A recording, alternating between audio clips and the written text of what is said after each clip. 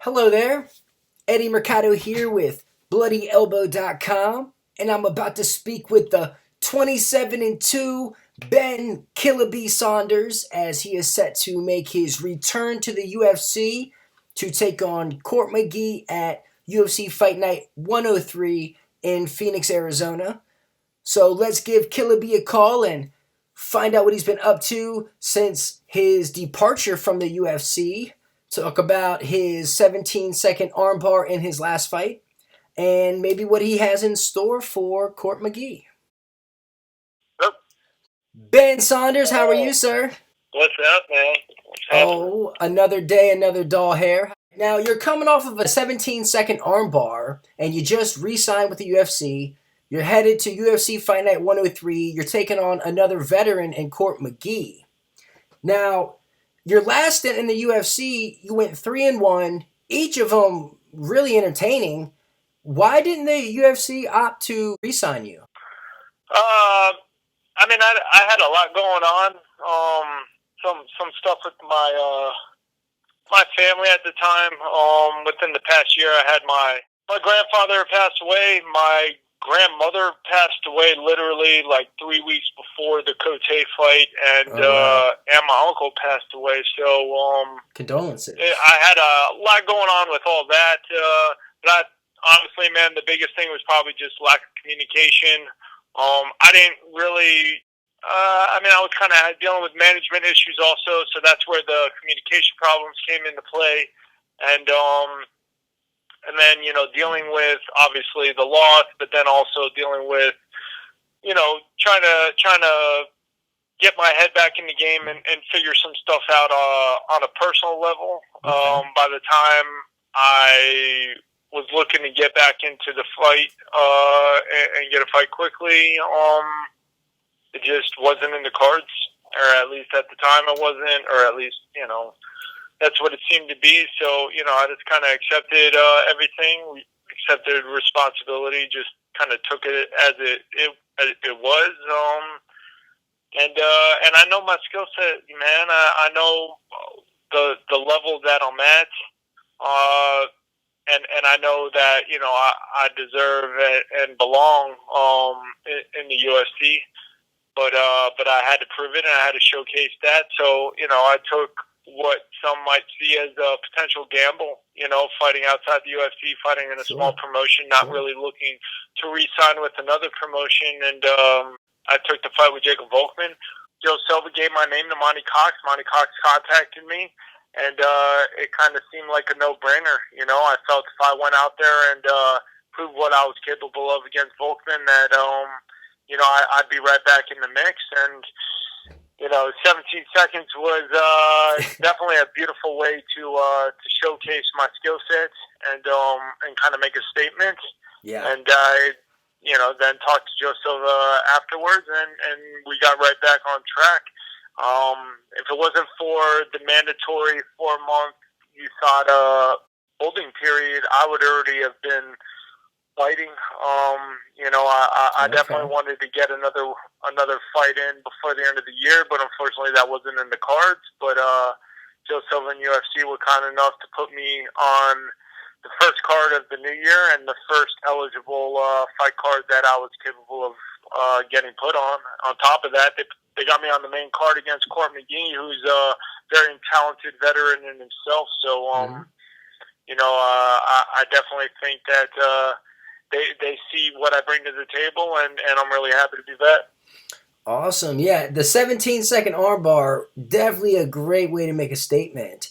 Now, you went 7-4 in the UFC with 5 finishes, 7-3 in the Bellator promotion with 5 finishes as well. Now, you have 10 finishes spread across 2 major MMA promotions. Is there one of those finishes that maybe stands out more than the other? I guess honestly, the Omoplata would probably have to be the biggest. Okay, on Chris One, Heatherly. because it got me submission of the year. That's probably one of the highest accredited awards that I've ever achieved in my lifetime. So I'm really, really happy about that. But on top of it, it wasn't a fluke, and it wasn't kind of a turn of events. I literally train my ass off. That's my skill set. I set it up perfectly, and I did everything. I mean, the entire fight went perfect. So everyone can literally watch the video. There's been at least 2 or 3 breakdowns that people have done for that fight and for the move, and you can definitely see that I knew what I was doing, and there was a path that I took, and the steps required to get it and get it well. Now, how did it feel? How did it feel pulling that off in front of Eddie Bravo? You're somewhat of his protege, right? I mean, honestly, man, that was one of the biggest things that I wanted to accomplish, man. The fact that I wanted to show him and prove to the world, hey, man, this is legit. Because prior to that, man, I mean, even still to this day, there's a lot of people that just don't really believe in the rubber guard and don't really give 10th Planet the credit I feel it deserves. I think it's a phenomenal system, and to be able to, you know, almost have a perfect performance showcasing that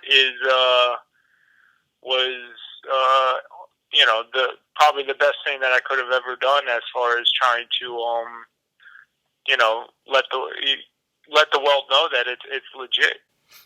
Okay, yeah, definitely impressive. Definitely the first Omoplata. All right, now what are your thoughts on your opponent, Court McGee? Like you said, he's been around. He's a veteran. He was the Ultimate Fighter Season 11 winner. I mean, kind of a hard-nosed guy. I mean, he'll fight you anywhere. What are your thoughts on the matchup? No, man. Honestly, I know Court, and I know his coach Hackelman. You know, I'm friends with Hackelman, and the first time I ever met Court, I was actually when I flew out to help Chuck Liddell with Rich Franklin back in the day, and he was actually at the house preparing for the Ultimate Fighter finale, which he ended up winning. But Court is a great guy. You know, I honestly, his story is truly inspiring, and it's an absolute honor to fight him. It's definitely not a fight that I was like calling out or anything, but you know, we're both professionals, and you know, come fight night, you know, we're gonna put it all on the line. May the best man win. But no, he's super tough, super durable, amazing endurance. You know, he's a good, strong wrestler, and you know, he's a black belt in karate, and he comes out of the pit as well. So, like, you know, he's well-rounded, man. He's got everything. He's never been submitted.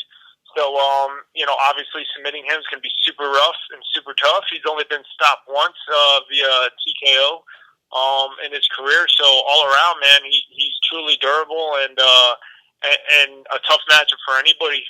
But I joined back with the UFC, man, to test myself against the best in the world. You know, that's what I want. I want the big names and the relevant, accredited fighters that you know, to basically add to my record. Now, where are you training at for this fight? Predominantly in Florida, but I did with American Top Team, but I did fly out and Majira Gym, Dutch kickboxing here. But I did fly out to California to work with Eddie and Boogie and some samurais out there from 10th Planet to sharpen up and be well prepared. Okay. Will Eddie Bravo be in your corner for this one? Yep. Awesome, yes, he will. Awesome. Your nickname, Killa B, is that a Wu-Tang reference? Yeah, 100%, man. Big fan of Wu-Tang. I got it from my teammates. It's kind of a long story, but long story short, it was like a little scuffle situation happened downtown one time, and some drunk asshole just randomly started trying to like curse and get angry at me, and didn't like that I was laughing at him, and he came and tried to attack me, and I ended up, I guess, hitting him with like, I don't know, 5 or 6 hit combination, knocked him over a table. And the next day, my my teammate told the rest of my teammates, yeah, and so then, Ben hit him with these bee stingers and knocked him over the table, and everybody started laughing and thought it was hilarious. And so they were like, yeah, Ben, Killa B with the bee stingers, and then they just kept kind of fucking with me with that. And originally I was like, yeah, you guys are fucking assholes, but then it just stuck, and yeah, I'm a big fan of Wu-Tang, so Wu-Tang Killa Bees, man. We on the swarm. I dig it, man. You got a favorite Wu member? Oh, Method Man. Method Man. Okay, he's also my favorite. Yeah. I feel like he's the smoothest out of all of them. Absolutely. For sure, bro. Well, how about this, man? What has happened to hip hop lately? Dude, it's hard, man. Like, but fuck. I mean, you could say that for, I guess, any era in music. Everybody, it's always fucking older people are like, their music's the best, and this new stuff coming out's fucking garbage.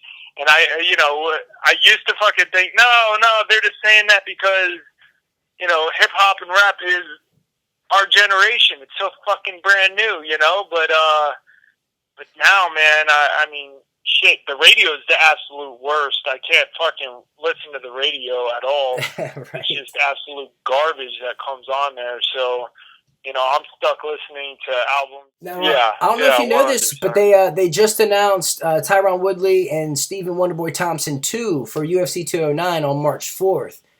Who you taking? Yep. I'm assuming Woodley? Yeah, I'm going to have to go with my boy Woodley, but, fuck, Wonderboy's, he's a hard matchup for anybody, man. He's very dynamic with his striking and his kicks. And, more than anything, I always find rematches kind of interesting because not only do they have the experience of the first fight, but it's kind of like who's going to either change or be more confident in their skill sets this next time around. Because sometimes, I mean, fuck, it was so close it turned into a draw that you got to wonder, like, are you going to actually change a lot of shit? Or are you just going to be more confident and comfortable with what did work and then just be more wary of what didn't work as opposed to actually coming up with new game plan shit? Yeah. It'll be very interesting, man.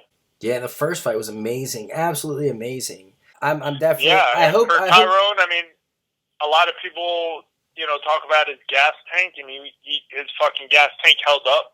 And, and he dropped him, what was it, 4th round maybe? And he almost got that, and he put a lot into that guillotine attempt. I mean, there was so much going on. Yeah, and then you're wondering, is he going to get lactic acid buildup in those arms? Are they going to be absolutely dead in the next and final round? Or is he going to actually finish it? Yeah, there's so much going on that, I feel bad for Demian Maia, but more than anything because of his age. Because man, I mean, the guy's an absolute stud, and everybody wants to see he's earned his shot for the title. Yeah. But now he's just going to get older the longer you keep pushing this back. And from the first, what was it? What event was that? Was it UFC 200? For which what event did or 205? What the title fight? The Woodley versus Wonderboy. That was 205 in New York. Yes. Okay, yeah, that was the New York one with Connor. Okay, yeah, but it's just like, man, I mean, title fights don't happen that often. I mean, we're lucky if we see 2 in a year. Right, yeah. I mean, more than 2 in a year is super active. When you see 3 or 4 title defenses, I mean, that shit doesn't. It's rare as fuck. So, to have Demian Maia have to sit out, and then what if they go to war again? You know what I'm saying? And then injuries can happen, and that postpones it even longer. What if they draw again and there's another rematch? You never know, man. You never really know. In this day and age, you have no clue what's going to happen. Now, I'm not going to take up too much more of your time, man. You got a prediction for this Court McGee fight? Man, I'm coming in looking for a bonus. So, my prediction is I got 8 limbs on the feet to finish it, and if the fight goes to the ground, I got a lot of submissions that I'm going to be trying to throw up and throw his way to. If I can, man, I'm down to try to start the year right with a possible candidate for submission of the year. So okay. I'm always looking to entertain. I'm always looking to help evolve and change the game, man. So who knows? I dig it, man. Tuned. I dig it. Can we expect a bloody elbow shout out again in your post fight interview? Yeah, for sure, man. I wish they allowed me to say "let's motherfuckers," but people are fucking picky about that. Yeah, they kind of frown upon it on actual cable television. Pay-per-views. Yeah, they'll have to stick me on a pay-per-view, and then it won't matter. Awesome, man. Well, Ben Saunders, thank you so much for taking out the time. It's truly an honor speaking with you. You are headed to UFC Phoenix, taking on another veteran, Court McGee. Best of luck to you, sir. Thanks for having me, and we'll do it again sometime. Yes, sir. Yes, sir. Stay in touch. And safe travels. Appreciate it. So there you have it. Ben Killa B Saunders headed into his 30th professional fight against Court McGee at UFC Fight Night 103 in Phoenix, Arizona. That's taking place on January 15th. Go check that out.